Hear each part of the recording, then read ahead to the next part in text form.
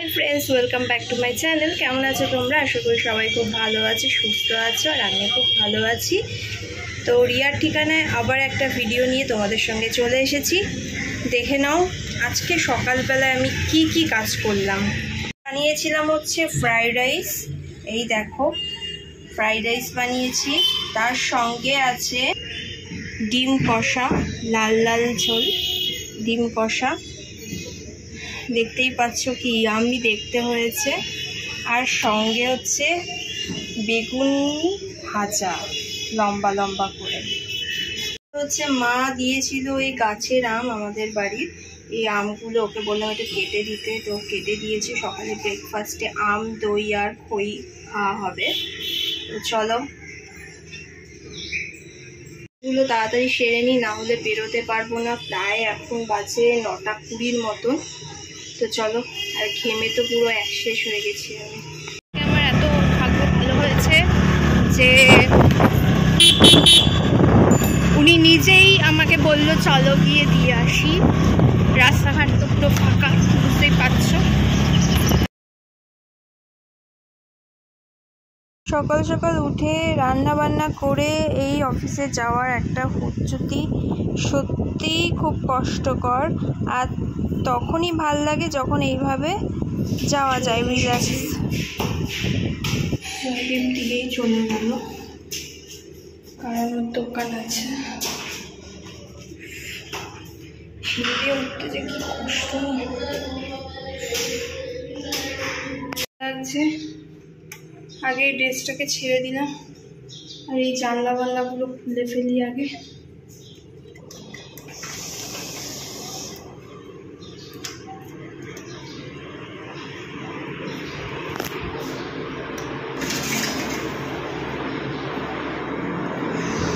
জানলা দরজা না খোলা পর্যন্ত না পুরো আগুনের মতন লাগে।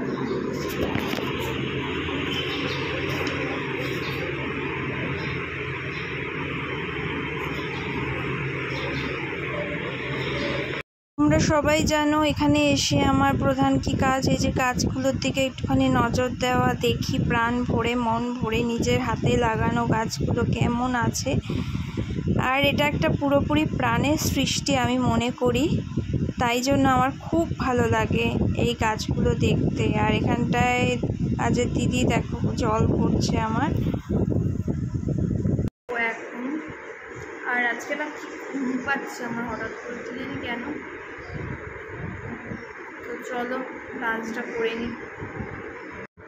এখন বাজে প্রায় 5টা বাজতে 8 মিনিট বাকি। আমি আজকে একটা কাণ্ড করেছি।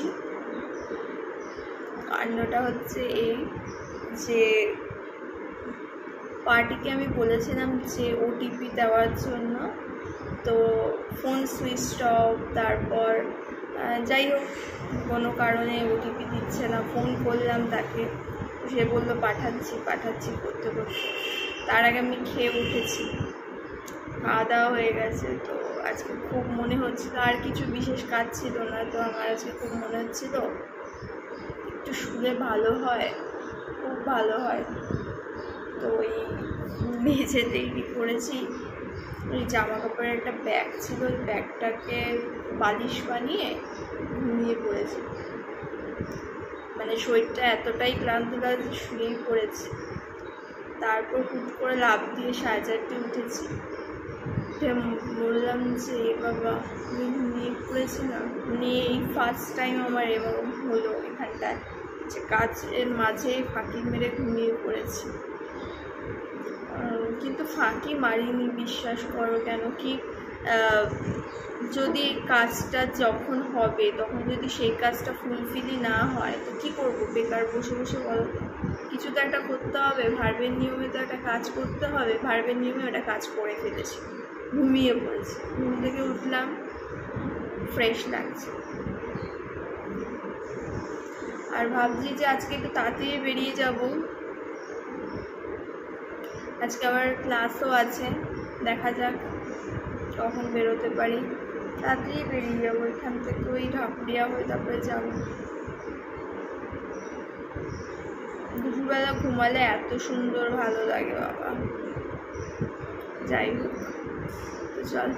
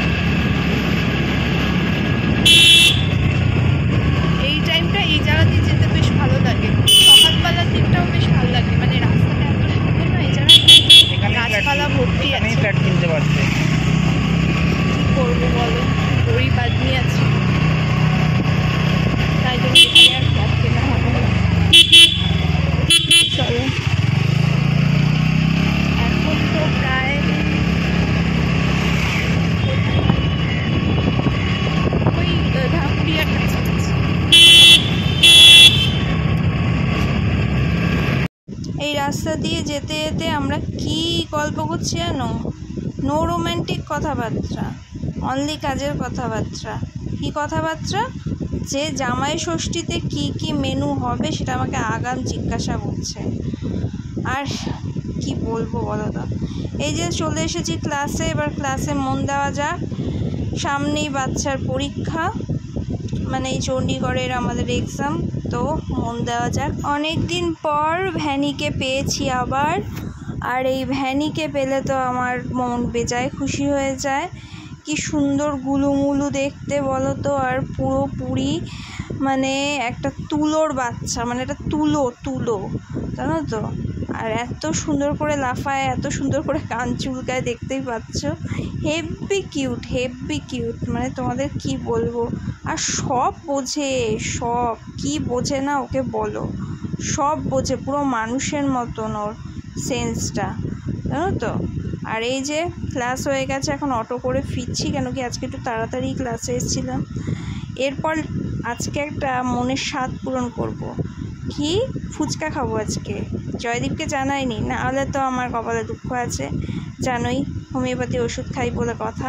আর এখানটায় দেখো বৃষ্টি পড়ছে, বাড়িতে আসার পর বৃষ্টিটা নামলো, ঝড় মানে একটুখানি ঝড়ো হাওয়া দিচ্ছিল, তারপরে বৃষ্টি, তাও বেশিক্ষণ হবে না বলে মনে হয়।